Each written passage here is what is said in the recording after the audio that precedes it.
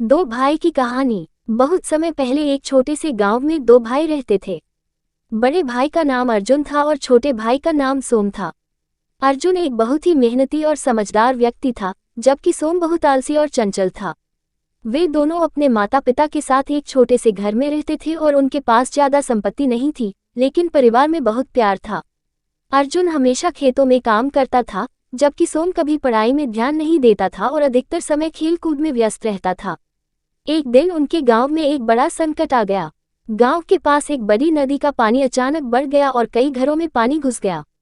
गांव में हाहाकार मच गया और लोग अपने अपने घरों से सामान निकालने लगे। अर्जुन ने तुरंत अपनी बहन और मां को सुरक्षित स्थान पर पहुंचाया और फिर दूसरों की मदद करने के लिए नदी के किनारे गया। वह अपने गांव वालों को जल से बचाने के लिए सुझाव देने और मदद करने लगा। सोम, जो पहले खेल कूद में व्यस्त था, अब ये देख रहा था कि उसकी मदद की आवश्यकता है।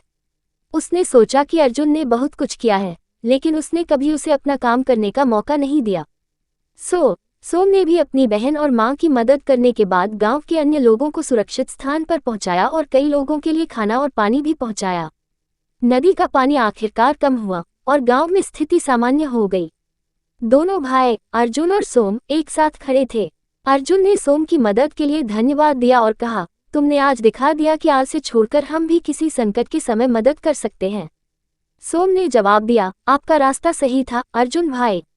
अब मुझे समझ में आया कि मेहनत और समर्पण से ही किसी भी मुश्किल का सामना किया जा सकता है। उस दिन से सोम ने अपनी जिंदगी में बदलाव लाने का निश्चय किया। दोनों भाई एक दूसरे से सीखते हुए जीवन में आगे बढ़े। वे एक दूसरे के सहयोग से जीवन की कठिनाइयों का सामना करने लगे और हमेशा एक दूसरे के साथ खड़े रहे।